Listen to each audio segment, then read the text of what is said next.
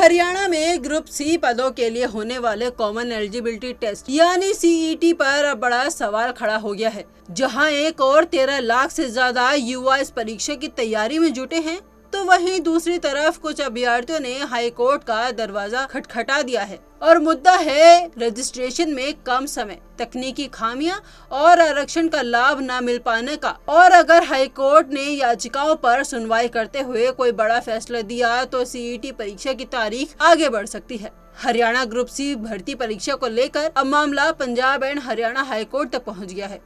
कुल 6 अभ्यर्थियों ने कोर्ट में याचिका दायर कर मांग की है कि सीईटी रजिस्ट्रेशन पोर्टल दोबारा खोला जाए। जिनका रजिस्ट्रेशन हो चुका है उन्हें उसे सुधारने का मौका मिले। इन अभ्यर्थियों का कहना है कि कम समय मिलने, तकनीकी दिक्कतें आने और आरक्षण सर्टिफिकेट न बन पाने के कारण वो सही से रजिस्ट्रेशन नहीं कर पाए। पहला मुद्दा है सरल पोर्टल पर देरी से बने सर्टिफिकेट का। याचिकाकर्ताओं का कहना है कि वो अनुसूचित जाति और पिछड़े वर्ग से आते हैं।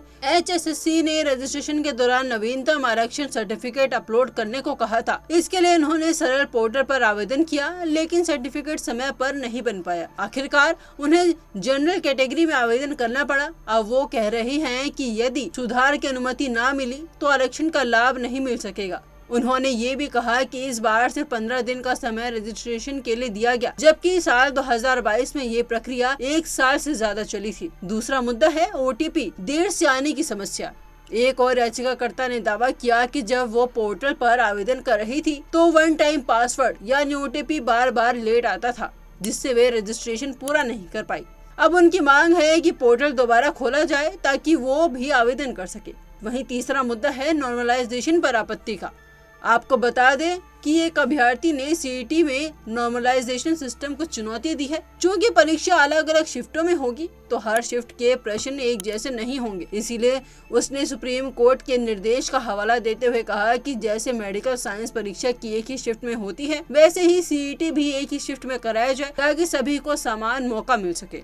इस पूरे मामले में 2 विशेष कैटेगरी के अभ्यर्थियों को फायदा मिल सकता है, BC यानी पिछड़ा वर्ग और EVS यानी आर्थिक रूप से कमजोर वर्ग। कानूनी जानकारों के अनुसार इन दोनों वर्गों के सर्टिफिकेट समयबद्ध होते हैं और इनकी वैधता फाइनेंशियल ईयर से जुड़ी होती है। इसीलिए हो सकता है कि हाईकोर्ट इनकी याचिकाओं को संवेदनशीलता से देखे, लेकिन SC, DSC और DSM जैसी श्रेणियों के मामले में ऐसा संभव नहीं लग रहा, क्योंकि उनके प्रमाण पत्र लंबी अवधि तक मान्य रहते हैं। अब बात करते हैं HSSC की तैयारियों की। कुल 13,48,000 से अधिक आवेदन आए हैं और आयोग ने जुलाई में ही एग्जाम कराने की योजना बनाई थी, लेकिन अब तक सभी जिलों से परीक्षा केंद्रों की रिपोर्ट नहीं आई है। मुख्य सचिव अनुराग रस्तोगी ने DC और SP को परीक्षा केंद्र चिन्हित करने के निर्देश दिए थे, लेकिन समय सीमा पूरी होने के बावजूद कुछ जिलों की रिपोर्ट लंबित है। इससे एग्जाम में और देरी होने की आशंका गहरी हो गई है।